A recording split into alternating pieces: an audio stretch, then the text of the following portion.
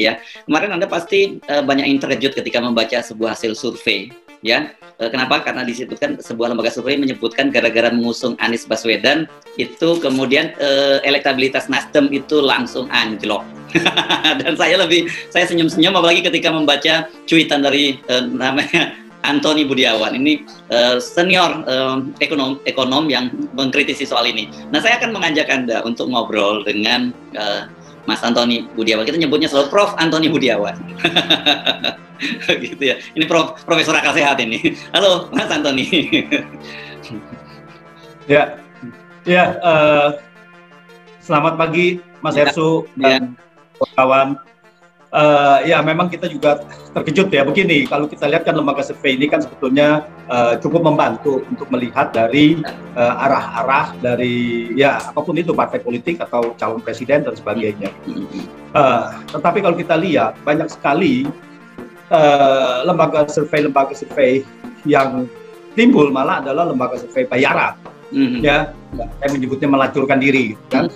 Karena dibayar untuk tujuan-tujuan tertentu, yaitu untuk tujuan pembentukan opini, yang artinya adalah tujuan untuk membohongi rakyat.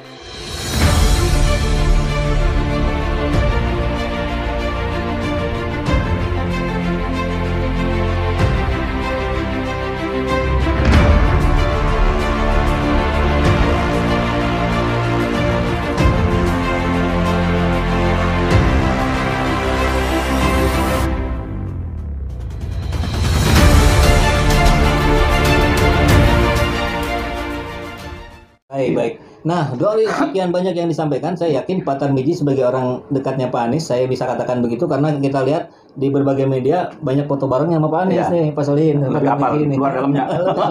Dibanding kita pasti beliau lebih tahu. Tapi pertanyaan saya begini, Pak Tarmizi. Dari yang semua diungkap tadi, mungkin juga kan bisa ditambahkan, bisa jadi 30-40.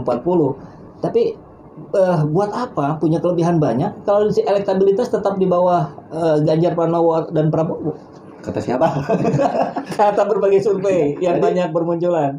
Saya fenomena Pak Anies ini persis di fenomena 2017 yang selalu menempatkan beliau di elektabilitas paling buntut, ya kan? Tapi nyatanya membuat kejutan yang luar biasa. Tapi kan itu karena Ahoknya keseleo, Pak? Enggak, maksudnya elektabilitas Ahok itu sudah keseleo tapi tetap elektabilitasnya nomor 1. Ya, di 2017 itu kalau kita lihat, walaupun Ahok itu keseleo di Pulau Seribu, tapi elektabilitas Ahok tetap di nomor 1. Anies Sandi itu adalah di nomor 3. Tidak pernah beranjak. Baru 2 hari menjelang pemungutan suara, baru dirilis hasil survei gitu ya, bahwa Anies akan menang. Ya kan begitu. Nah, persis dengan hari ini nggak ada beda saya melihat fenomena 2022 hampir sama dengan fenomena 2017 Pilgub DKI. Jadi elektabilitas Pak Anies itu disebut nomor 3. Ya, bahkan sekarang disalib oleh Ridwan Kamil kan gitu. Itu ada lembaga survei kan gitu.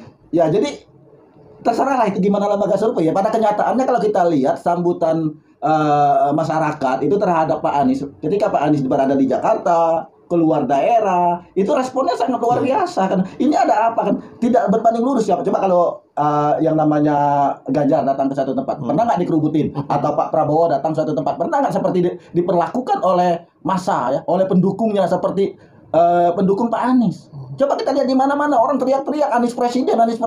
Itu tidak direkayasa, itu alami. Nah ini kan menurut saya, ini kan lembaga survei. Lembaga survei ini kan ya tergantung siapa yang mau bayar lah. Sekarang saja menurut saya sederhana. Pak Anies itu hari ini adalah gubernur Jakarta. Pak Anies belum bekerja untuk meningkatkan elektabilitas. Yang bekerja untuk meningkatkan elektabilitas itu siapa? Ya kita ini relawan-relawannya Pak Anies yang berjuang bersama-sama bagaimana caranya rakyat mencintai Pak Anies, mensosialisasikan prestasi-prestasi Pak Anies sehingga elektabilitasnya naik. Ini murni. Apalagi Pak Anies kalau sudah turun tangan. Kan Ganjar itu udah turun tangan.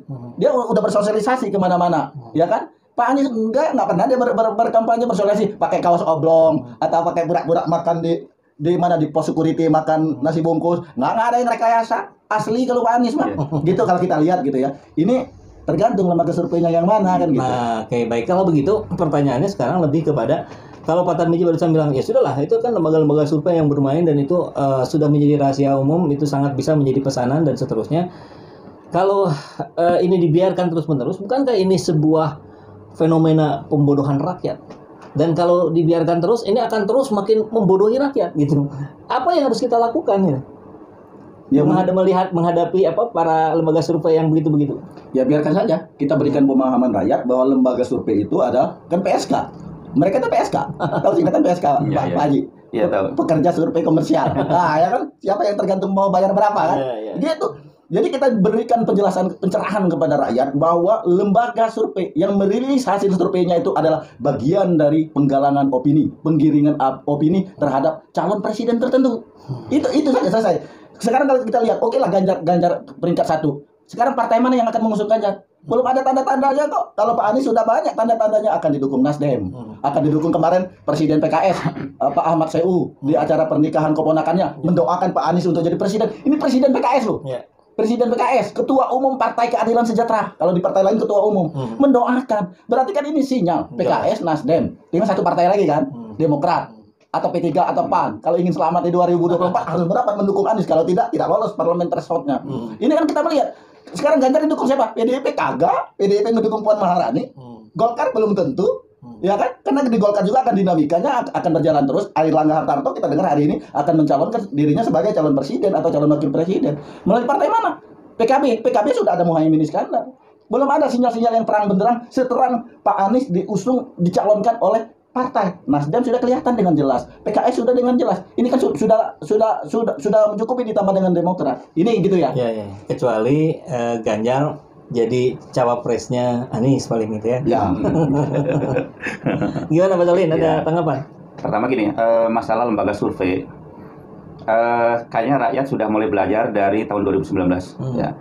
Belajar apa? Jadi memang mereka itu lembaga survei bayaran, seperti yang disampaikan oleh Profesor Antoni Budiawan. Ya. Jadi lembaga-lembaga survei ini sekarang sudah jadi pelacur. Ya, itu bukan kata saya, kata ini. Yang itu ada beberapa risetnya seperti itu. Artinya apa? Sekarang rakyat sudah cerdas bahwa banyak lembaga survei itu yang hasilnya itu adalah pembodohan tadi ya. Kalau bahasa saya PSK ya. Ya, Pak Menteri Budi menyebutnya pelacur seperti itu. Kita lihat dengan lembaga survei yang independen. Ya. Saya yakin lembaga survei yang independen pasti akan menempatkan Anies itu di peringkat atas. Ini lihat apa? Dilihat dari bagaimana animo bukan saja dari tokoh-tokoh nasional, tapi termasuk juga kader-kader partai di grassroots-nya itu sebenarnya mendukung Anies. Belum lagi emak-emak, belum lagi pekerja-pekerja di bawah itu. Kita lihat semuanya Anies. Bagaimana mungkin Anies akan ditempatkan di bawah gitu kan? Nah, kalau ada saya bisa pastikan kalau ada lembaga survei yang menempatkan Anies di bawah, itu lembaga survei bohong. Patut diduga PSK. Karena apalagi kalau misalkan selisihnya sampai jauh seperti itu. Nah, kalau lembaga survei tadi Pak Solin bilang kalau lembaga survei independen itu relatif rata-rata memunculkan Anies yang pasti yang itu. Nah, pertanyaan saya sih lebih ke yang independen ini dia dibiayain siapa, Pak? Ya. Kan kalau yang bayaran dibiayain yang pemesan dong. Nah, ini kalau yang independen itu dibiayain. Ya kan kita juga di gerakan-gerakan Islam juga kan ada donatur-donatur yang sifatnya tidak terikat. Nah, tidak terikat, tidak ada pesanan tersebut itu. Tapi tetap mereka mencari sumber dana yang halal. Pasti ada itu.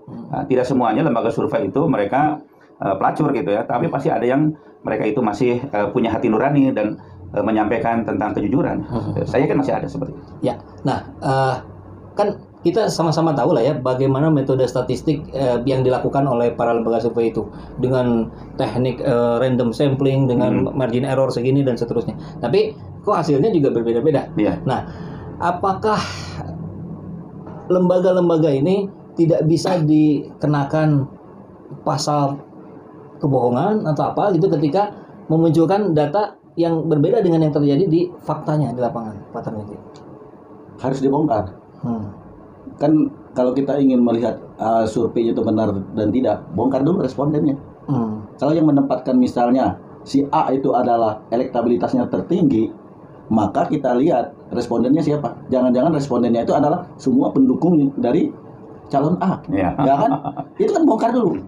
Kok yang misalnya gitu juga di Jawa Barat katanya menang figur tertentu, Anies katanya kalah di Jawa Tengah, di Jawa Timur, kan gitu. Jadi bongkar gitu respondennya. Ini masalahnya sampai hari ini tidak pernah lembaga survei mau membongkar siapa respondennya. Jangan sampai yang kita respondennya itu adalah responden satu, akal-akalan. Menurut mereka sebenarnya nggak ada yang namanya survei via telepon atau datang langsung, nggak ada. Itu hanya akal utak-atik angka aja.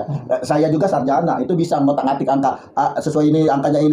Kadang-kadang angkanya itu selisih antara Pak Anies dengan Pak Prabowo dan Pak Ganjar itu ya. Kok ini seperti angka yang diatur-atur, ya kan? Ini kan ada apa kan gitu. Yuk kita bongkar kalau mau. Ada kalau lembaga survei yang berani membongkar. Jangan sampai karena ada seorang tokoh lembaga survei sampai berani menantang akan dapat hadiah Alphard kalau Pak Anies dapat tiket capres. Ada apa? Saya telusuri yang bersangkutan, ternyata ada masalah. Masalah apa? Masalah personal dengan Pak Anies. Ya kan, karena nggak dipakai oleh Pak Anies kan gitu. Dalam berapa tahun kemudian yang lalu ya, yang saya dapat informasi. Ini kan masalah personal. Jadi jangan sampai ada masalah personal, hasil surveinya, analisisnya mengatasnamakan pengamat bahwa itu tidak lolos, tidak ada sampai berhadiah untuk lolos kalau dia lolos jadi capres. Kan ditelusuri ternyata punya masalah pribadi yang tidak berkenan dengan Pak Anies. Jadi ada dendam di masa lalu. Nah, ini kan tidak fair. Nah, itu barangkali disebut dengan PSK tadi.